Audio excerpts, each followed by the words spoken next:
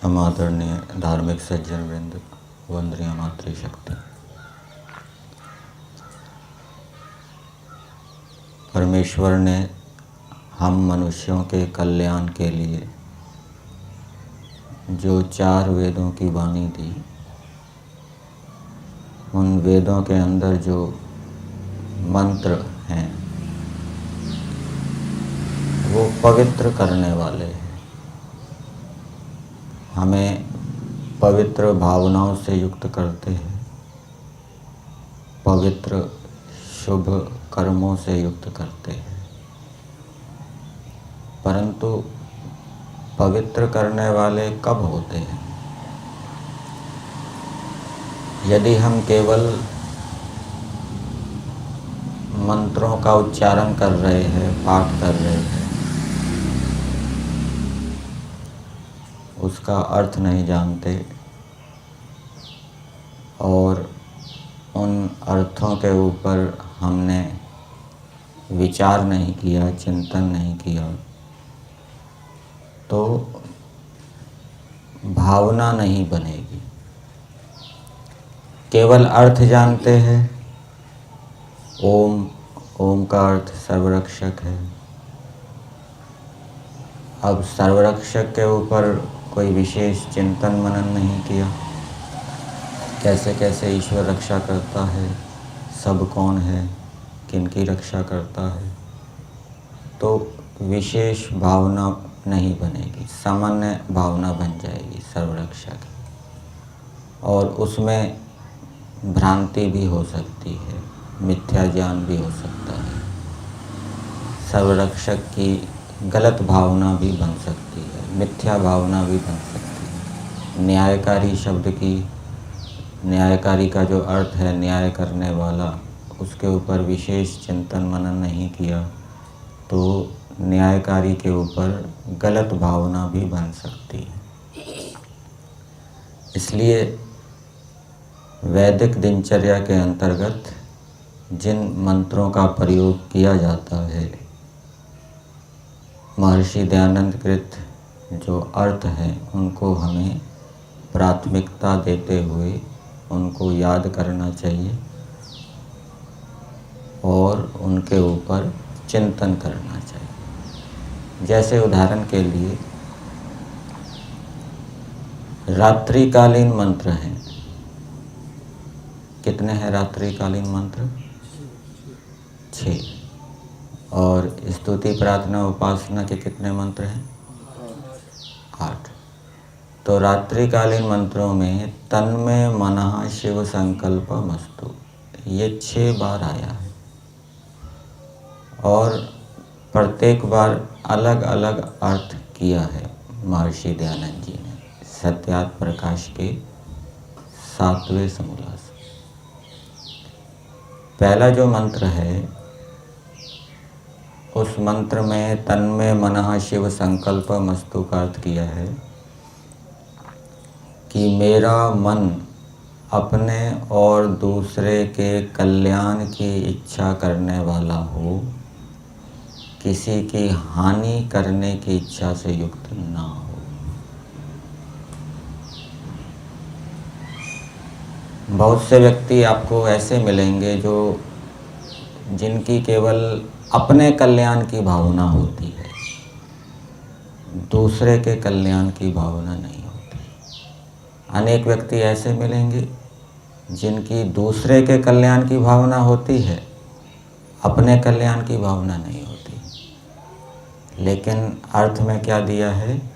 मेरा मन अपने और दूसरे के कल्याण की इच्छा से युक्त हो, अपने कल्याण की भावना भी हो और दूसरे के कल्याण की भावना भी हो। अपनी उन्नति करते हुए दूसरे की भी उन्नति करना।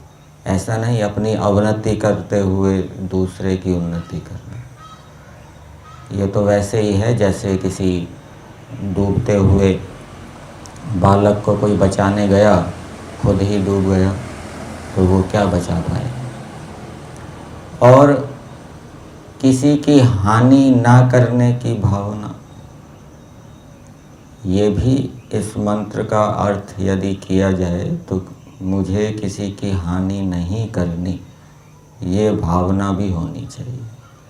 अब वो हानि क्या है उसके ऊपर विचार करना चाहिए। दूसरे की हानि क्या है, दूसरे का लाभ क्या है। दूसरा मंत्र देखेंगे। दूसरे मंत्र में अर्थ किया है, मेरा मन धर्म की इच्छा से युक्त होकर अधर्म से सर्वथा पृथक रहे। तो धर्म की भावना, धर्म करने की भावना, तो जब धर्म करने की भावना उत्पन्न होगी तो फिर व्यक्ति धर्म करेगा। और धर्म करने की भावना नहीं बनेगी तो वो कितना ही सुन ले पढ़ ले, वो धर्म कार्य नहीं करेगा। और वो भावना दृढ़ कब बनेगी, जब लंबे समय तक इसका अभ्यास किया जाएगा। दृढ़ भावना बने और भावना बनने के बाद फिर वो संकल्प ले कि मुझे धर्म करना है, अधर्म नहीं करना।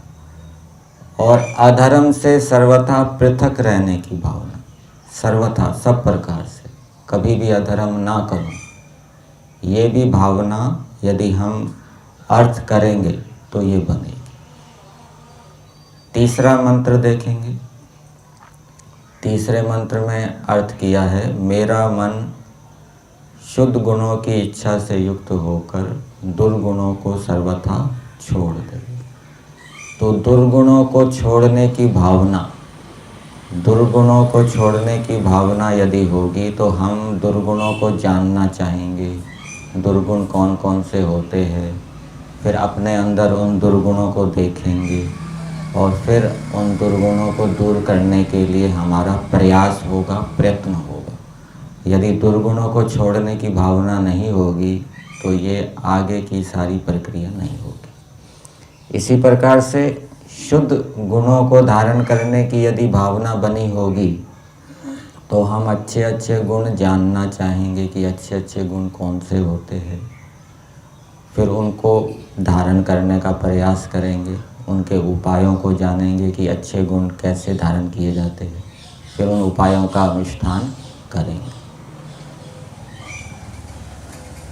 3 मंत्र हो गए, अलग अलग भावनाएं हैं। इन भावनाओं से युक्त वही व्यक्ति होता है जो अर्थ भी करता है और विचार भी करता है। चौथा मंत्र है। चौथे मंत्र में क्या अर्थ दिया है?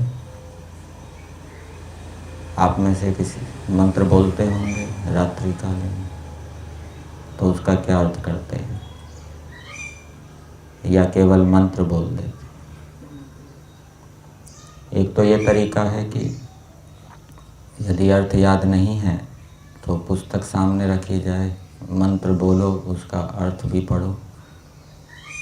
स्तुति प्रार्थना उपासना में हम एकत्र करते हैं ना, स्तुति प्रार्थना उपासना का मंत्र बोलते हैं, फिर अर्थ करते हैं, फिर मंत्र बोलते हैं, फिर अर्थ करते हैं। बड़े बड़े यज्ञों में ऐसा करते हैं, सामान्य रूप से तो ऐसा ही बोल देते हैं। तो इसी प्रकार से रात्रिकालीन मंत्र में भी अर्थ याद नहीं है तो मंत्र बोलो, पुस्तक से पढ़ो, फिर दूसरा मंत्र बोलो, फिर पुस्तक से पढ़ो। नहीं तो उसको याद करो, पुस्तक की आवश्यकता नहीं रहेगी। चौथे मंत्र का अर्थ दिया है, तन्मे मनः शिव संकल्पमस्तु, मेरा मन योग विज्ञान युक्त होकर अविद्या आदि कलेशों से पृथक रहे। अब अविद्या आदि कलेशों से पृथक होने की भावना यदि इस मंत्र का हम विधि पूर्वक प्रयोग करेंगे बनेगी। फिर अविद्या आदि कलेश कौन कौन से होते हैं उनको हम जानना चाहेंगे। कौन कौन से होते हैं? अविद्या आदि, आदि से किसको लेंगे?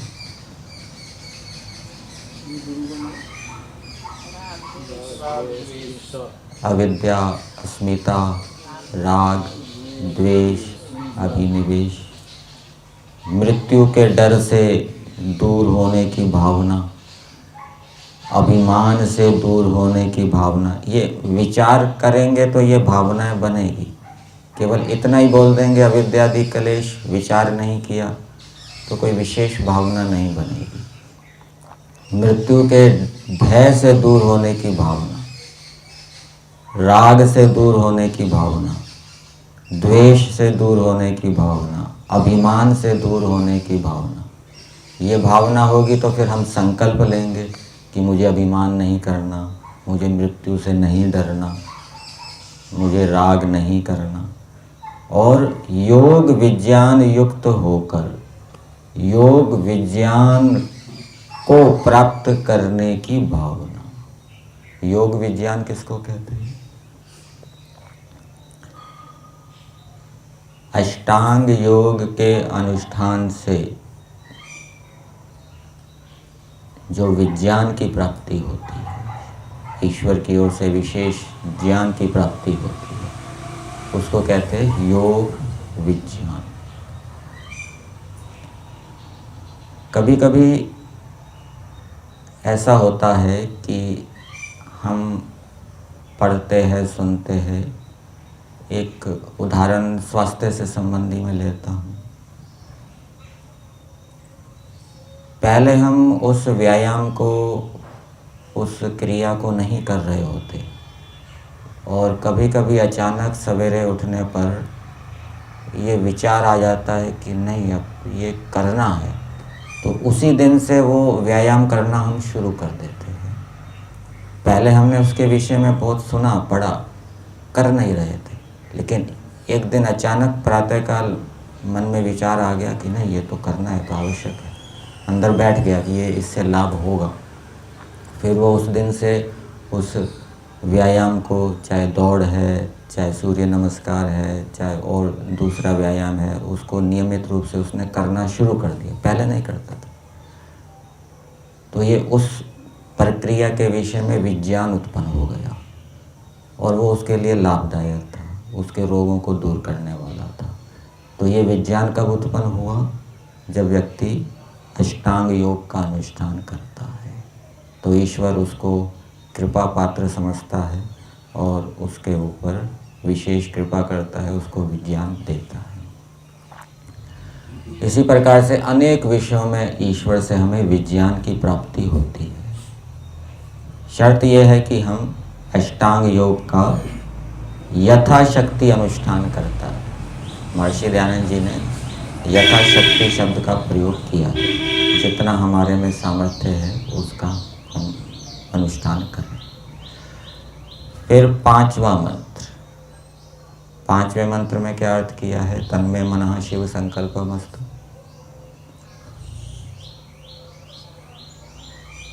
मेरा वो मंत्र है यस्मिन ऋचः सामयज्ञ। इसका संबंध विद्या के साथ है, वेद है यहाँ।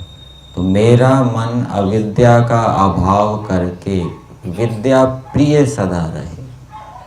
मैं विद्या प्रिय बनूं, विद्या प्रिय बनने की भावना, विद्या मुझको प्रिय हो गई।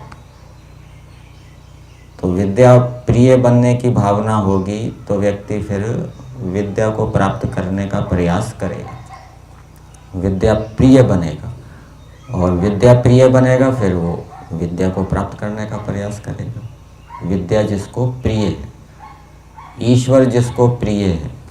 ईश्वर जिसको प्रिय है मतलब ईश्वर की आज्ञा जिसको प्रिय है, ईश्वर की आज्ञा जिसको अच्छी लगती है, उस ईश्वर की आज्ञा का पालन करने से जो प्रसन्न होता है, जैसे वो व्यक्ति उसको प्रिय है, वो व्यक्ति उसके पास आएगा तो वो प्रसन्न हो जाएगा। तो ईश्वर प्रिय है मतलब ईश्वर की आज्ञा प्रिय है। ईश्वर की आज्ञा पालन करने से उसको प्रसन्नता होती है और ईश्वर की आज्ञा का पालन ना करे तो अप्रसन्नता होती है। इसी प्रकार से विद्या प्रिय है। विद्या यदि वो प्राप्त कर रहा है तो उसको प्रसन्नता होगी और विद्या में कोई बाधा उपस्थित होगी तो उसको अप्रसन्नता होगी। तो ये भी भावना होनी चाहिए, हम विद्या प्रिय बने। ईश्वर ये चाहता है मनुष्यों से कि मनुष्य कैसे बने, विद्या प्रिय बने। ईश्वर ये चाहता है कि मनुष्य अपने दुर्गुणों को छोड़े। ईश्वर ये चाहता है मनुष्य अच्छे अच्छे गुणों को धारण करे। ईश्वर ये चाहता है कि मनुष्य अपना भी कल्याण करे, दूसरों का भी कल्याण करे। ईश्वर ये चाहता है कि मनुष्य किसी की हानि ना करे। ईश्वर ये चाहता है कि मनुष्य अविद्या आदि कलेशों से पृथक रहे। क्यों?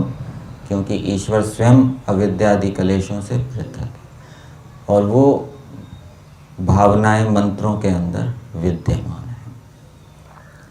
फिर अंतिम मंत्र है। अंतिम मंत्र में क्या अर्थ किया है कि मेरा मन अपने इंद्रियों को अधर्म आचरण से हटाकर सदा धर्म आचरण में प्रवृत्त रखे। तो ये इंद्रियों को अधर्म से हटाने की भावना, उनको धर्म आचरण में लगाने की भावना। अब इसमें भी हमें विचार करना पड़ेगा कौन सी इंद्रिय से हम अधर्म कर रहे हैं।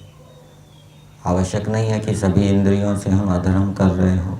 कुछ इंद्रियों से हम अधर्म कर रहे होते हैं, कुछ इंद्रियों से हम धर्म आचरण कर रहे होते हैं। तो विशेष रूप से उन इंद्रियों की भावना बनाना कि इन इंद्रियों से मैं अधर्म आचरण करता हूँ और परमेश्वर से प्रार्थना करना कि हे परमेश्वर, मैं इस अधर्म से पृथक होकर मेरा मन इस इंद्रिय को धर्म आचरण में सदा लगाए। तो इस प्रकार से भावना भी बनती है और कोई दोष, कोई दुर्गुण, कोई बुराई हमारे अंदर विद्यमान है उसको हटाने का प्रयास भी हमारी ओर से होता है। अब ईश्वर स्तुति प्रार्थना उपासना के मंत्रों को ले लीजिए। उन मंत्रों में कस्मै देवाय हविषा विधे, ये 4 बार बोलते हैं और अनेक तो अर्थ भी करते होंगे उसका आर्य समाजों में। तो क्या अर्थ है कस्मै देवाय हविषा विधेम? तीसरे मंत्र से शुरू है ना ये, या दूसरे मंत्र से शुरू है? दूसरे से लेकर छठे तक, दूसरे से लेकर छठे तक। तो कस्मै देवाय हविषा विधेम, इसमें प्रार्थना की गई है।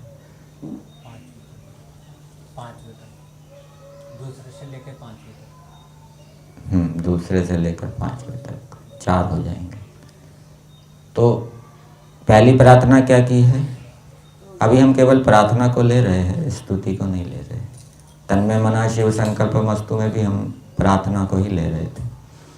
तो इसमें कस्मै देवाय हविषा विधेम में क्या प्रार्थना की है कि हे परमेश्वर, हम ग्रहण करने योग्य जो योगाभ्यास है, ग्रहण करने योग्य योगाभ्यास और अति प्रेम से आपकी भक्ति, विशेष भक्ति का। तो ईश्वर की विशेष भक्ति करने की भावना, ईश्वर की आज्ञा सदा पालन करने की भावना, यदि ये भावना होगी कि मुझे ईश्वर की आज्ञा सदा पालन करनी है, तब तो हम सदा करेंगे, नहीं तो कोई बाधा उपस्थित होने पर हम उसको छोड़ देंगे। ये जितनी भावना दृढ़ होगी उतना हमारा व्यवहार भी वैसा ही होगा। तो ग्रहण करने योग्य योगाभ्यास और अति प्रेम से विशेष भक्ति करें। तो ईश्वर के प्रति अति प्रेम की भावना, ईश्वर के प्रति अति प्रेम की भावना होगी तो हम ईश्वर के प्रति अति प्रेम उत्पन्न करने का प्रयास करेंगे। और ईश्वर के प्रति अति प्रेम कैसे होगा, प्रेम कैसे उत्पन्न होता है? ईश्वर के प्रति प्रेम उत्पन्न करने का क्या उपाय है? स्तुति। जितना हम अधिक से अधिक ईश्वर की स्तुति करेंगे उतना अधिक हम ईश्वर के प्रति प्रेम से युक्त होंगे। स्तुति केवल गुण कीर्तन नहीं है। गुण कीर्तन, श्रवण, ज्ञान होना, श्रवण होना, दूसरे को बताना, ये सब स्तुति के अंतर्गत आ जाता है। तो जितना अधिक हम गुणों के विषय में विचार करेंगे उतना, जितनी हम आवृत्ति करेंगे और उसके साथ साथ व्यवहार में भी हम योगाभ्यास करते रहेंगे, धर्म आचरण करते रहेंगे, तो उससे क्या है, ईश्वर के प्रति अति प्रेम उत्पन्न होगा। तो ये भी ईश्वर चाहता है। महर्षि दयानंद जी ने जो अर्थ किया है ये वेद के अनुकूल किया है। और ईश्वर क्या चाहता है मनुष्यों से, कि मनुष्य मेरे से अति प्रेम करें। यदि हम ईश्वर से सामान्य प्रेम करते हैं, अति प्रेम नहीं करते, तो ये ईश्वर की भावना के अनुकूल नहीं, हम ईश्वर के प्रिय नहीं बन पाएंगे। और ईश्वर क्या चाहता है, योगाभ्यास से हम ईश्वर की विशेष भक्ति करें। ईश्वर चाहता है कि मनुष्य क्या करें, योगाभ्यास करें। योगाभ्यास में एक आता है ईश्वर प्रणिधान। जो भी हम अच्छे कार्य कर रहे हैं, योगाभ्यास कर रहे हैं, वो ईश्वर प्रणिधान से युक्त होकर करें। ईश्वर प्रणिधान का क्या अर्थ किया है योग दर्शन के अंदर, आपने पढ़ा होगा। सर्व क्रियानाम परम गुरौ अर्पणम तत्फल संन्यासो हो। मतलब कि जो भी हम अच्छे कार्य करें उसके प्रति कोई हमारी लौकिक कामना ना हो, कि मुझे सम्मान मिले, यश मिले, धन मिले, कीर्ति हो। निष्काम भावना, कि ये जो भावना है, ये जो मैं कर रहा हूँ, इससे मेरी आत्मा का ज्ञान बढ़े, मेरी उन्नति हो, मैं मोक्ष की ओर बढ़ूँ, दूसरे का कल्याण हो।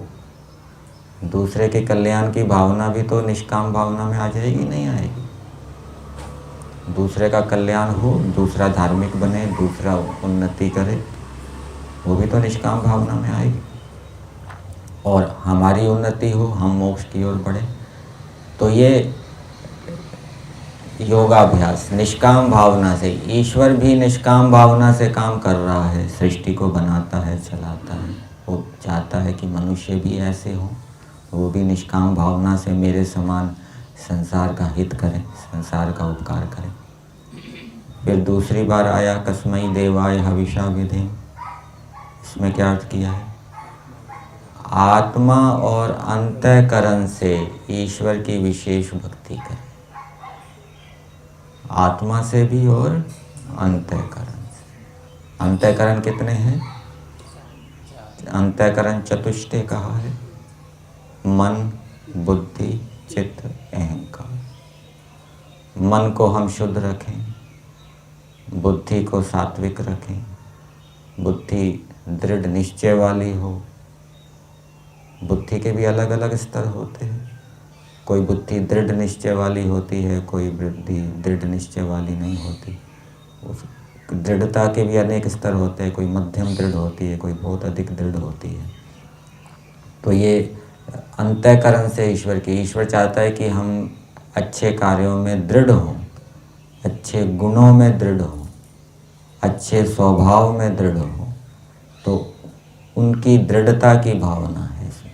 आत्मा और अंतःकरण से विशेष भक्ति कर। चित्त स्मरण स्मृति के माध्यम से हम अच्छी अच्छी स्मृतियाँ करें, हानिकारक स्मृतियाँ ना करें। और अहंकार, अहंकार का क्या कार्य है, उससे हम मैं हूँ की अनुभूति करते हैं, और मैं कर रहा हूँ, मैं हूँ। तो वो अशुद्ध अहंकार ना हो, शुद्ध अहंकार। फिर तीसरे मंत्र में दिया है कस्मै देवाय हविषा विधेम। सब सामर्थ्य से हम आपकी विशेष भक्ति करें, सब सामर्थ्य से। तो सब सामर्थ्य से ईश्वर की आज्ञा का पालन करने की भावना, यदि ये भावना नहीं होगी तो हम सब सामर्थ्य से ईश्वर की आज्ञा का पालन नहीं करेंगे। और फिर अगले मंत्र में दिया सकल उत्तम सामग्री से हम ईश्वर की विशेष भक्ति करें। जो उत्तम उत्तम पदार्थ हैं और वो पदार्थ भी हमने धर्म पूर्वक अर्जित किए हों, तो उससे हम ईश्वर की विशेष भक्ति करें। जैसे यज्ञ है, यज्ञ के अंदर कुछ व्यक्ति सामान्य सामग्री का प्रयोग करते हैं, कुछ विशेष सामग्री का प्रयोग करते हैं। तो ये जैसे यज्ञ उत्तम सामग्री से यज्ञ किया जाता है, वैसे ही हम उत्तम सामग्री से ईश्वर की विशेष भक्ति करें का मतलब क्या है? उत्तम उत्तम गुण कर्म स्वभावों को धारण करके फिर उनको संसार के हित में लगाएं, संसार के उपकार में लगाएं, ईश्वर की आज्ञा के पालन में लगाएं। ये है सकल उत्तम सामग्री से विशेष भक्ति करें ईश्वर। तो ये भावनाएं बनती है इनका अर्थ का। इनका संबंध साधना के साथ है, इनका संबंध हमारी उन्नति के साथ है। यदि ये अनेक प्रकार की भावनाएं हमारे जीवन में नहीं है तो लक्ष्य प्राप्ति नहीं हो पाएगी, जीवन की सफलता नहीं हो पाएगी। अब उपस्थान मंत्रों को ले लीजिए। उपस्थान मंत्र 4 है। पहला मंत्र है, पहले मंत्र में क्या प्रार्थना की है? उद्गन्मा, कि हम, हे परमेश्वर, हम श्रद्धा पूर्वक आपको प्राप्त हों। तो श्रद्धा पूर्वक ईश्वर की प्राप्ति की भावना, ये भावना बननी चाहिए कि हम श्रद्धा पूर्वक ईश्वर को प्राप्त हों। ईश्वर की प्राप्ति क्या है? ब्रह्मचर्य आश्रम में जो ब्रह्मचारी रह रहा है वो भी इस मंत्र को बोलेगा। उसके लिए ईश्वर की प्राप्ति क्या है? वो अच्छे अच्छे विद्या आदि गुण कर्म स्वभावों को धारण करेगा। तो वो मैं श्रद्धा पूर्वक ईश्वर के गुण कर्म स्वभावों को धारण कर। गृहस्थ आश्रम में जो मनुष्य है वो भी इस मंत्र को बोलेगा। उसके लिए ईश्वर की प्राप्ति क्या है? कि मैं गृहस्थ आश्रम के जो कर्तव्य कर्म हैं, धर्म हैं, उनका ठीक प्रकार से अनुष्ठान करूँ। पूज्य स्वामी सत्यवती जी ने उनके प्रवचनों का संग्रह किया है। उसमें एक पंक्ति लिखी है, भाव रूप में बताता हूँ कि जो गृहस्थ आश्रम के धर्मों का ठीक ठीक प्रकार से अनुष्ठान करता है वो भी ईश्वर की प्राप्ति के समान है। इसी प्रकार से वानप्रस्थ आश्रम के भी, वानप्रस्थी के भी अनेक नियम बताए गए हैं। तो उन जो नियमों का ठीक ठीक अनुष्ठान कर रहा है, पंचमा यज्ञ आदि कर रहा है, तपस्या कर रहा है, तो वो भी ईश्वर की प्राप्ति है। श्रद्धापूर्वक करे। वो गृहस्थी है, वो भी अपने कर्तव्य कर्मों धर्मों का अनुष्ठान श्रद्धापूर्वक करे। ये श्रद्धापूर्वक ईश्वर की प्राप्ति। और फिर सन्यासी के लिए ईश्वर की प्राप्ति 2 प्रकार की हो जाएगी। एक तो वो निष्काम भावना से धर्म का, विद्या का प्रचार करेगा, ध्यान का अभ्यास भी करेगा और ईश्वर का साक्षात्कार करने के लिए वो ध्यान आदि लगाएगा, तो ईश्वर का साक्षात्कार हो जाए, ये उसकी ईश्वर की प्राप्ति। और दूसरी ईश्वर की प्राप्ति क्या? वो संन्यास आश्रम के जो कर्तव्य कर्म हैं उनका ठीक ठीक अनुष्ठान करे। वो उनका ठीक ठीक अनुष्ठान करेगा, उसका संबंध ये ईश्वर के साक्षात्कार वाली प्राप्ति से है। और वो सन्यासी यदि अपने कर्तव्य कर्मों का, धर्मों का ठीक प्रकार से अनुष्ठान नहीं कर रहा तो वो ध्यान समाधि में परिवर्तित हो जाए, ऐसा नहीं होगा। तो इस प्रकार से जिन मंत्रों का हम प्रयोग करते हैं प्रतिदिन, उनको हम अर्थपूर्वक प्रयोग करने का प्रयास करें, अर्थों के ऊपर विचार भी करें, जिससे कि हम दिव्य भावनाओं से युक्त हों। और जब ये भावनाएं दृढ़ होगी तो फिर संकल्प भी लेने की आवश्यकता है। संकल्प नहीं लेंगे तो वो भावनाएं, उनके अनुरूप जो क्रियाकलाप है वो व्यवहार के अंदर नहीं आएंगे और इस प्रकार से हम उन्नति करते हैं। यही था।